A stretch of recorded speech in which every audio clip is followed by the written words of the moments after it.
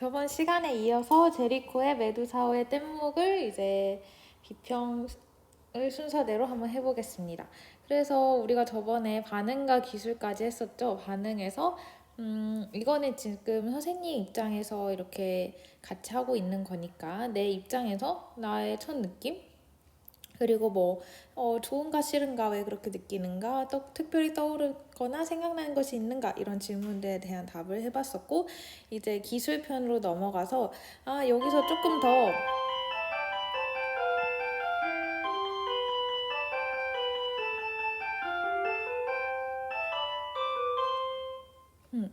형식적인 면을 봤었죠. 또 조형 요소, 조형 원리가 좀 눈에 띄는 게 있는가? 그 다음에 또, 이 작품에 대해 검색하고 찾아보면서 작품 제목, 뭐 작가에 대해서도 알아봤고, 그리고 이 작품의 배경까지 같이 검색해서 알아봤습니다. 또 미술사 중에 낭만주의에 속한다는 것도 그 검색 자료 조사를 하면서 알 수 있었어요. 여기에 8번, 작가는 왜 이런 작품을 만들었을까에도 이렇게 생각을 해봤죠.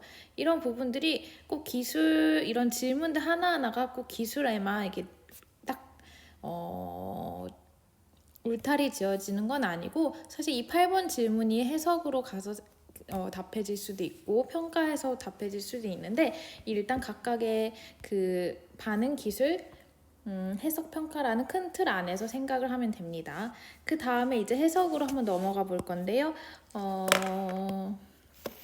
자, 일단 이 작품은 무엇을 의미한다고 생각하는가? 왜 그런 의미를 담으려고 했을까? 지금까지 이렇게 내가 반응했던 거, 그리고 기술했던 거, 그리고 또한 작품 자료조사했던 것들을 다 바탕으로 생각해 봤을 때 이 작품은 무엇을 의미하는가?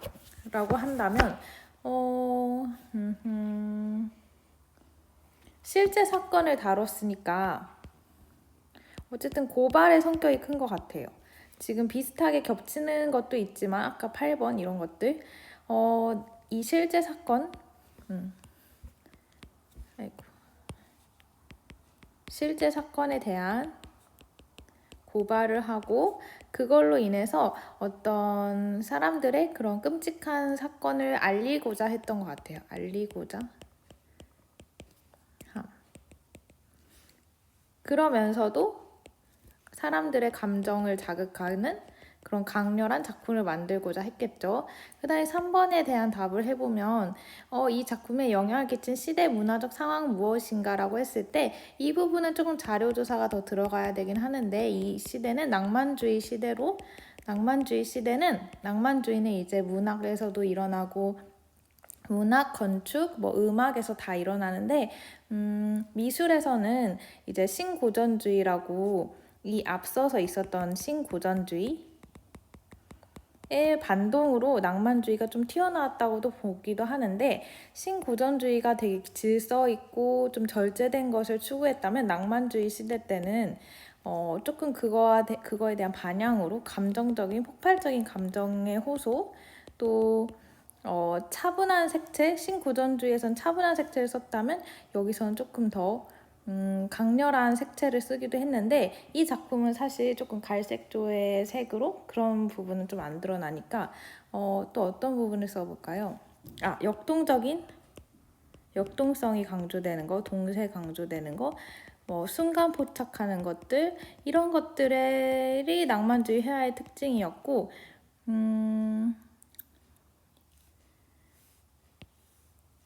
그러한 개인적인 감정의 호소나 어떤 실제의 사건, 어떤 영웅, 뭐 그리스 영웅의 이야기가 아니라 그런 실제 우리 근처의 사건들로 눈이 돌아가면서 우리 초점이 맞춰지면서 그러한 시대적인 문화적인 현상들이 그림에도 영향을 미쳤다고 할 수 있습니다.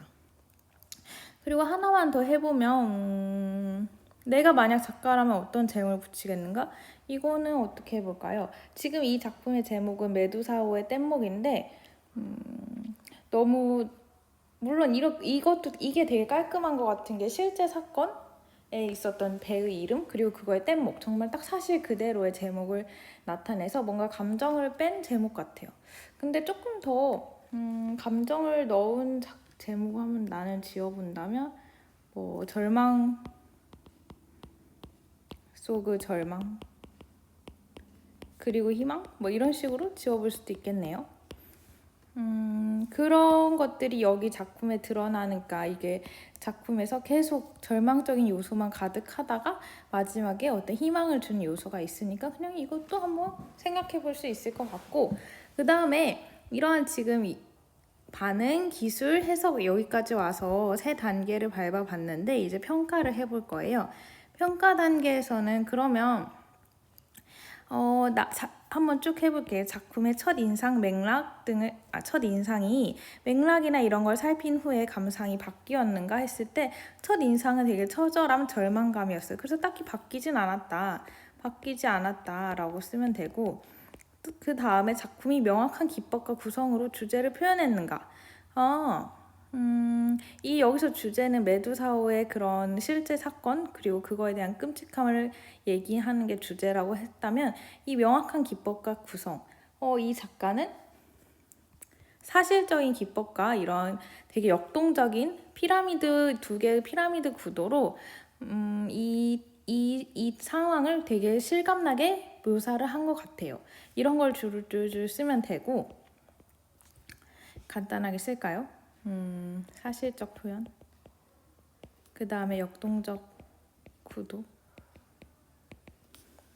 그 다음에 호소력이 있는가 없는가. 호소력 있다. 당연히 지금까지 했던 것들로 살펴보면 있다. 왜 그렇게 판단하는가? 왜냐하면 내가 굉장히 이걸 보고 바로 첫 인상에서 처절함을 느낄 정도로 이 작품이, 이 작가가 담아내려는 감정이 나에게 바로 다가오니까 이런 거를 쓰면 되고, 그 다음에 4번은 여기 작가의 다른 작품들을 우리가 지금 찾아야 되니까 이건 제끼고, 5번은 작품이 작가 개인과 사회 관계에 대해 말하는가?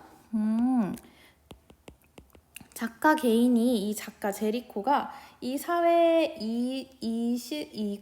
그 당시의 사회에 속해 있는 사람으로서 이거에 대한 어떤 짧은 정보를 듣고 적극적으로 이걸 탐구했다는, 되게 그런 참고했다는 것으로 봤을 때 그 사람이 사회 시대상을, 사회에 되게 예민하게, 사회 사건들을 되게 예민하게 반응하고 그걸 화가로서 되게 적극적으로 표현하려고 했다라고 할 수 있겠죠. 그러면 그 사람은 한 사람의 화가로서 자신이 속해 있는 사회의 일면을 어떻게 보면 적극적으로 표현한 탐구자였다라고 할 수도 있을 것 같고, 작가가 어떤 사람인지 예상을 할 수 있겠는가, 작품만 보고.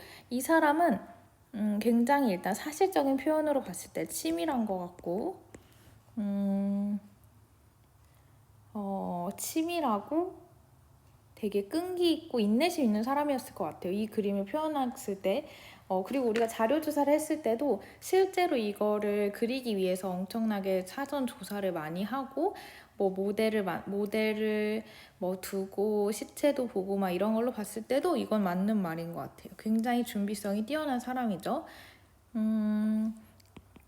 그 다음에 작품이 인간 본성과 존재의 문제에 대해서 어떤 중요한 것을 말하는가, 이런 부분이 작품의 가치를 평가할 때 중요한 기준이 되기도 하죠. 그렇다면 이 작품은 어떻게 그것에 대해 말을 할까? 생각해보면 지금 이 사건에 있는 것으로, 사건에서 이 뗏목 위에서 사람들이 엄청나게 절망적인 상황에 놓이면서 자기들끼리 싸우고 죽이고 또 서로를 먹기까지 하면서 그러한 참혹한 그런 일들이 발생했고, 이 일들이 발생하게 된 원인에 그 배를 몰던 선장이나 선원들이 이 사람들을 두고 그냥 가버리고, 줄을 끊고 가버리고 다시 돌아오지 않고, 또 정부는 이거를 막 덮으려고 하고, 이런 것들에 대해서 전반적으로 살펴보았을 때 그러한 측면에 대해서 이 그림을 통해서 한번 생각해 볼 수 있겠죠. 우리가 이런 것이 과연 옳은가, 그리고 이 안에서 벌어진 일들이 옳은가 그른가, 나라면 어떻게 했을까, 뭐 그런 것들에 대해서 여러 가지 우리가 이야기해 볼 수 있는 것 자체만으로 이것이 가치 있다고 말할 수도 있을 것 같아요. 그래서 우리가 지금 이 카드, 이 문서 안에서는 러프하게 그냥 떠오르는 키워드 정도 쓰면서 한번 정리를 해봤는데 그 다음에는 여기에다가 우리가 비평문을 완전히 풀 글로 이제 완전한 완전한 논술문으로 쓰기 전에 조금 문장화해서 써보기 위해서 이거를 만들었고, 그 다음에 이제 비평문을 쓰는 방식으로 할 거예요. 그래서 여러분들이 이제 실제로 수행평가를 볼 때도 한번 이렇게 키워드를 써보고 이 질문에 따라서 질문의 도움을 받아서 한번 키워드들을 써볼 거고, 그 다음에 여기다가 내가 조금 문장을 정리하면서 문장화 시켜서 한번 써볼 거고, 그 다음에 이제 비평문의 형태로 써서 제출하는 그 세 가지를 하면 될 것 같아요. 그래서 다음 시간에는 어떻게 할 거냐면, 다음 시간에는 선생님이 이 문장을 막 줄줄이 여기서 같이 온라인에서 쓰진 않을 거고, 같은 문장이어도 어떻게 조형 요소와 원리를 활용해서 풍부하게 쓸지에 대해서 한번 같이 해보면 좋을 것 같아요. 뭔가 여기 교과서에도 나오는데, 교과서 81쪽에 보면 81쪽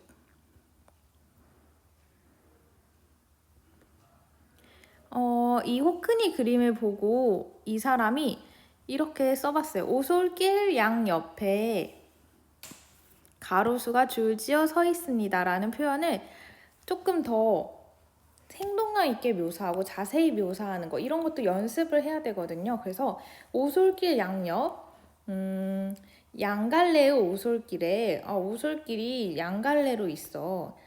비포장도로, 베어진 나무와 꿈틀거리는 덤불숲이, 지금 그냥 도로, 나무, 숲 이렇게 말할 수도 있는 거에 조금 더 추가적인 꾸밈어들을 많이 넣었죠. 그런 것들이 어떤 걸로 조형 요소, 색, 비현실적인 화려한 색으로 표현되었다. 이렇게 조형 요소 같은 것도 껴놓고 어떤 조형 원리까지 우리가 같이 넣어서 표현할 수 있다면 조금 풍부해질 수 있겠죠. 그래서 어떻게 하면 생동감 있게 묘사하는지, 구체적으로 묘사하는지, 근거 있게 설득력 있게 논리와 증거들을 어떻게 제시하는지, 약간 국어적인 면도 있긴 한데 미술 시간이니까 그런 부분도 일단 중요하지만 조형 요소와 원리를 중점적으로